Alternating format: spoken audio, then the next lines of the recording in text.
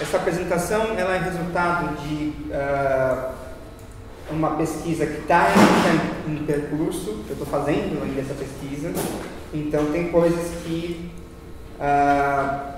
podem ser modificadas, como o próprio título, aliás, né? Algumas modificações nessa apresentação do título que eu apresentei já mostram alguns deslocamentos. Tá? Quando eu digo discursos audiovisuais sobre jovens infracionalizados, né, considerações críticas, troquei o conflito, o jovem em conflito com a lei, porque esses termos são bastante delicados quando se trata desse assunto. Né? Quer dizer, por conflito com a lei, a gente pode pressupor de que esse jovem que vai ser submetido a uma medida socioeducativa, ele, de certa maneira, ele tem que lidar com a lei sem... Quer dizer, a lei ela é inabalável, uma certa interpretação. Quer dizer, a pessoa tem que se submeter a ela. Né? Isso eu acho um pouco controverso, porque a lei ela é um discurso, como vários outros. Você pode questionar essa lei. Né? Por isso eu adotei essa terminologia, jovens infracionalizados, que não é minha, é de uma pesquisadora da Budó, uma pesquisadora que pensa a respeito dessas questões, tá? Por isso essa mudança no título. Tá? Por discursos, eu entendo discurso numa perspectiva Foucaultiana, tá bom? Quer dizer, nem tudo pode ser dito, nem tudo pode ser mostrado, pensado, né? Nem tudo pode ser expresso. Só algumas coisas podem ser ditas, algumas coisas podem ser mostradas em certas conjunturas, né? Histórico-políticas. Tá? Então, é nesse sentido, por aí, tá? Que vai o meu título. Bom, só para contextualizar um pouquinho, antes de entrar nos filmes, é importante só citar que a gente vive em um país com uma situação gravíssima em termos de segurança pública, em termos de genocídio de sua população jovem. Os dados do Atos da Violência desse ano revelaram que em 2017, 35.783 jovens, isso contando de 15 a 29 anos, tá? Foram assassinados no país. Todo ano, em média, pelo menos 30.000 jovens morrem por homicídio. Tá? Esse é um dado tenebroso, você não vê em lugar nenhum, né? Que mostra um genocídio, né? De uma faixa etária da população.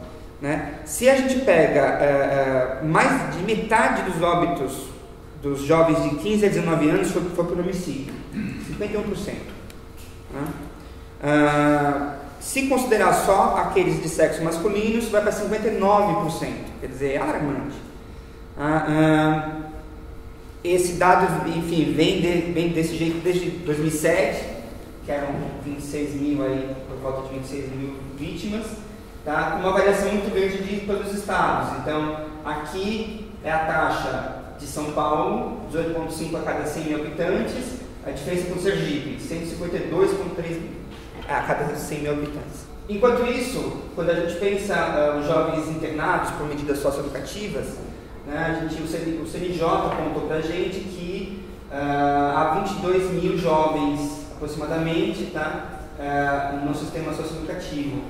Tá? São Paulo é o estado que mais tem, do ponto de vista assim, em termos brutos, né, então mais de 6 mil jovens. Tá? Aqui 22 mil, né? Um pouco mais, 22.203 jovens. E existe uma grande questão, isso aqui é um dado do Sinara, dos tipos de atos infracionais cometidos, né? Isso pelos jovens que estão sendo atendidos por medidas socioeducativas. Tá? Se a gente pega aqui, isso é de 2016, não tem esse dado atualizado, mas dá para ter uma ideia. Olha só, se a gente pega homicídio, que muito comumente a gente encontra nos telejornais, a gente encontra no jornalismo de uma forma geral, o homicídio corresponde a apenas 10%, tá? Dessas infrações cometidas. Tá? O estupro poderia também ser uma... enfim, esses em vermelho aqui são os crimes considerados, são as infrações consideradas mais graves, né? Quer dizer, que atentam contra a vida. Né? 10% de homicídio, 1% de estupro, quase nada. Né? 3% de tentativa de homicídio, 2% de latrocínio, quer dizer, são números muito pequenos. Né? Você tem a maior parte para o tráfico e para o roubo. Tá? Ou seja, a visão que muitas vezes se difunde na grande imprensa não é uma visão distorcida. Né? E há vários estudos que apontam isso. Não é? A distorção que se faz da representação desses jovens. Não é?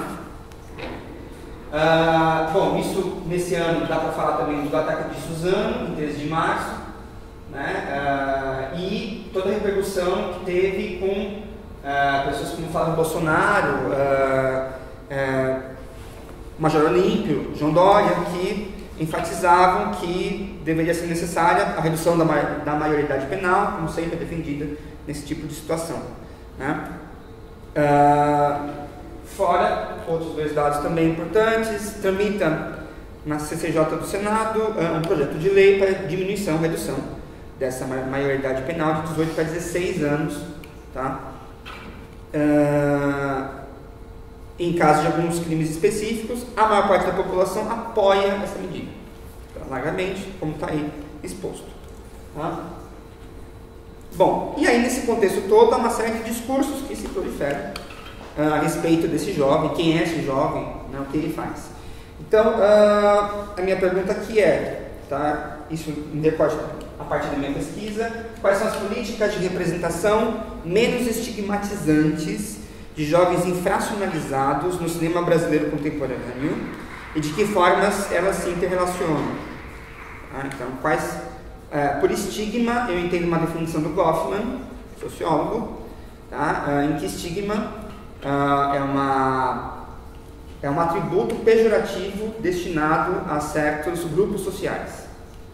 Tá? Esses atributos pejorativos reduzem os sujeitos que estão nesses grupos sociais, reduzem a sua dimensão humana. Né? Quando um jovem ele é entendido como menor infrator, que é o termo que se usa comumente, esse jovem ele não tem mais sonhos, né? Ele não tem mais esperanças, medos, anseios, ele é tão somente um ladrão, tão somente um bandido, né? Ele é reduzido a isso. Né? Então eu busco nesse sentido as representações que furam esse estigma. Né? E me pergunto como que o cinema brasileiro se coloca nessa posição. Tá? Trabalho aqui, atualmente eu estou escrevendo qualificação, mas eu estou trabalhando com 4 categorias. Primeiro, que se chama juventude ameaçada, que seriam vítimas, os jovens enquanto vítimas da repressão estatal e de organizações criminosas. Tá? Isso aqui é bastante comum em filmes dos anos 2000, se a gente for pensar, talvez Cidade de Deus, talvez Ônibus 174, talvez alguns filmes dessa geração que usaram, quer dizer, o jovem não tem escolha, ele tem que entrar no mundo do crime, né? Senão ele não consegue sobreviver. Por juventude criativa, que é a segunda categoria, os jovens que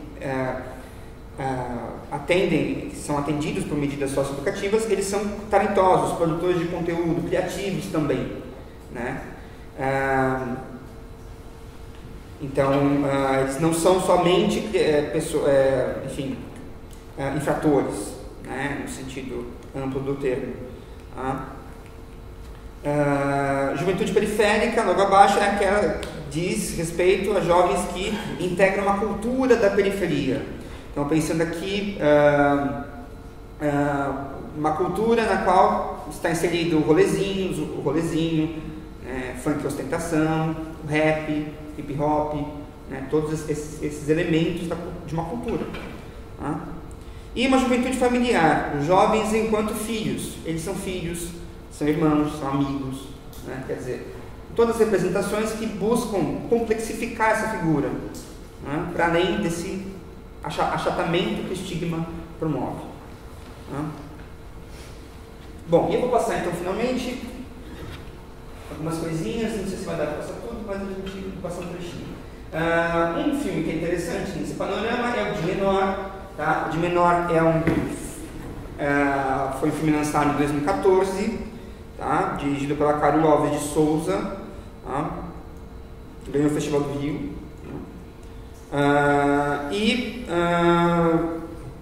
Bom, a história basicamente é: a jovem advogada Helena, interpretada pela Rita Patata, é defensora pública de menores infratores e vive com Caio, que é o Giovanni Gallo, seu irmão caçula.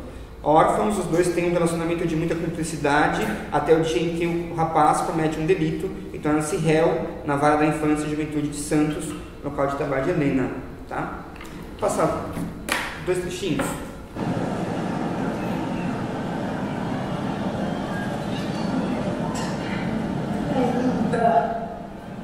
E aí?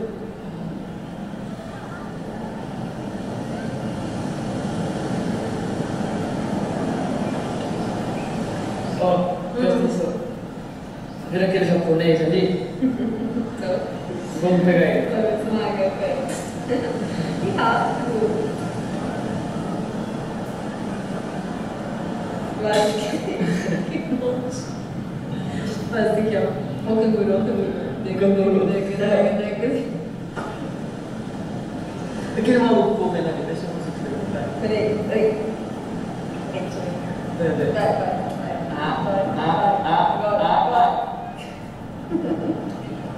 Foi?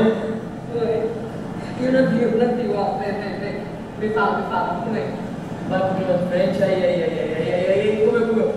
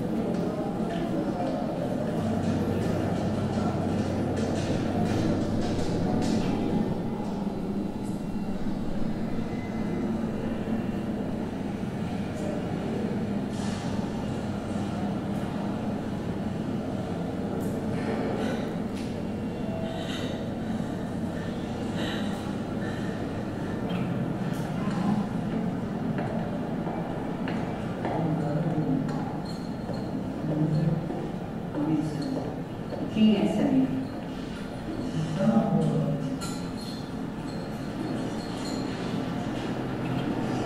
Doutora, Olá. por que ele está algemado? Como assim por que ele está algemado, doutora? A senhora sabe muito bem que não pode algemar os meninos. Mas ele estava completamente alterado no momento do flagrante. E o meu policial precisou algemá-lo para conter o menor. Mas agora ele está tranquilo. Vai lá, por favor, só.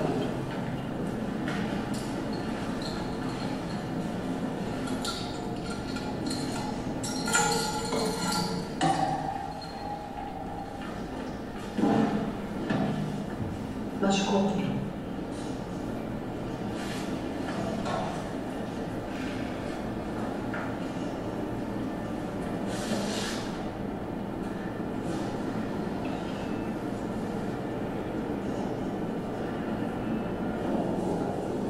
São esses 2 trechos. Depois disso ela vai negociar e vai dar um jeitinho com o procurador, com o promotor, do Caio não ser submetido a um julgamento. Caio é um jovem contraditório, oscila entre momentos de afeto e agressividade. né? Ao longo do filme ele vai se tornando também agressivo com a irmã.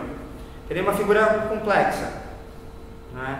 Ele está entre os dois, né? Entre o afetivo e o agressivo, né? Tem uma grande cumplicidade entre os irmãos, né? Dentro dessa situação precária que eles vivem, né? A irmã está sozinha para cuidar dele, né?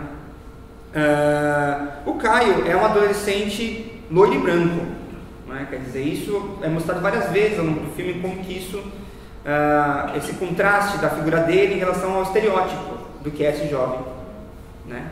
Infantilizado, né? Então isso acaba tensionando esses limites, né?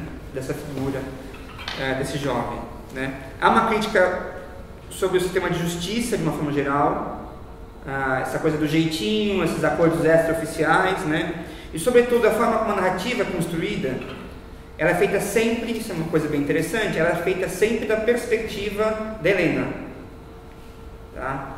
Quer dizer, sempre se vê os fatos a partir da perspectiva dela. Você nunca sabe de fato o que o Caio fez de infração. É sempre a perspectiva dela dos fatos, né? É uma narrativa completamente, ela não é totalizante, muito pelo contrário, né? Ela é bastante limitada à perspectiva dela, né? O que nos coloca dúvidas do início ao fim. O que esse cara realmente fez, né? Em termos de infração. Quem é ele? Né? A gente não sabe. A gente sabe só uma parte dos fatos, né? Então é um filme que, ao contrário de mostrar certezas, né? Ele nos coloca dúvidas sobre a questão. Tá? E entra naquilo que eu comentei, naquela vertente que eu comentei, do jovem enquanto familiar. Ele também é afetivo, ele também enfim, ele é irmão, né? Então tem um dado aí que complexifica essa imagem, né? Eu teria mais coisas para mostrar, mas acho que eu já estourei o tempo, né? Estourei, né?